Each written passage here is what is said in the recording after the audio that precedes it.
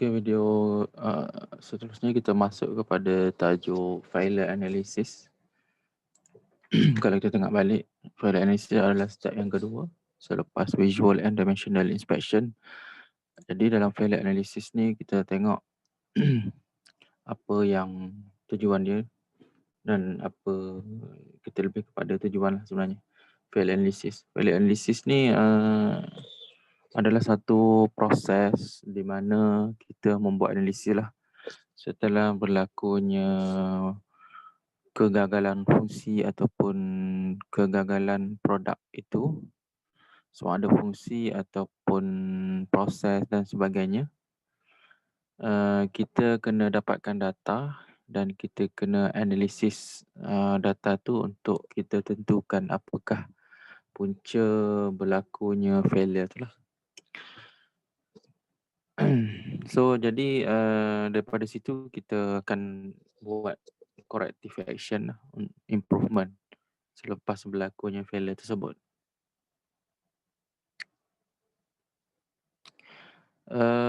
Beberapa teknik yang digunakan untuk failure analysis, antaranya as listed in this slide lah.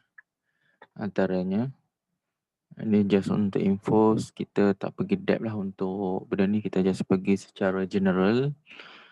Jadi apakah tujuan ataupun kenapa failure analysis ni penting dan kenapa ia dilakukan? Antaranya adalah untuk mengenal pasti punca utama kegagalan tersebut. Okey. Saya rasa benda ni simple je, saya boleh terus pergi dengan cepatlah. Untuk prevent similar product failure in the future, supaya tidak berulanglah kesilapan ataupun failure yang sama pada masa akan datang. Of course untuk improvement pada sesuatu produk ataupun proses ataupun servis yang ada. Okey, selepas tu kita pergi kepada tajuk ketiga. Tajuk ni simple je, kita just kita tak pergi secara depth lah, kita pergi secara general. Jadi kita tengok balik, kalau tajuk ketiga dalam evaluation process, kita ada step yang ketiga adalah quality evaluation and report generation. So jadi dalam slide ni, quality evaluation and report generation merupakan satu proses documentation lah kita panggil. Documentation, evaluation, quality evaluation and report generation ni kita panggil satu proses documentation. So documentation ni kita guna untuk menentukan perubahan ataupun modification yang perlu dilakukan ke atas sesuatu produk, design ataupun proses. Dari segi perubahan tu, dari sama ada dari segi fungsi ataupun dia punya technical ataupun dia punya proses dan sebagainya. Dan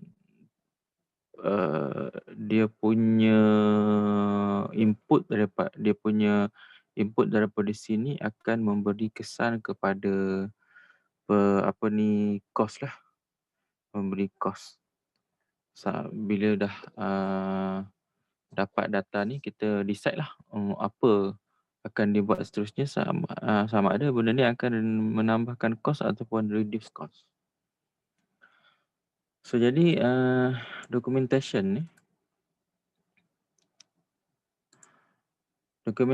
akan menjadi rujukan lah. Menjadi rujukan kepada department ataupun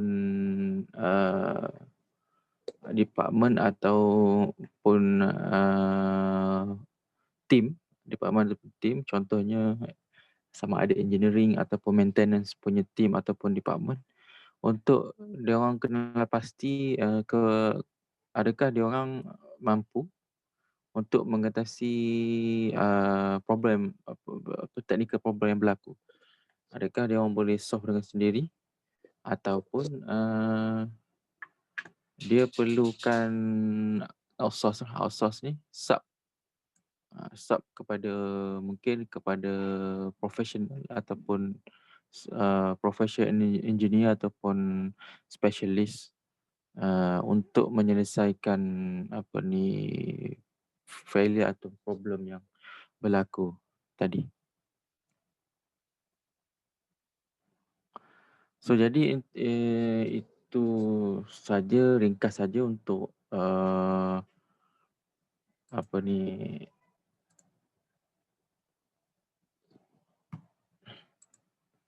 untuk subtopik pertama, iaitu visual and dimensional inspection, failure analysis, dan last sekali quality evaluation and report generation. So kita sambung kepada next video selepas ini.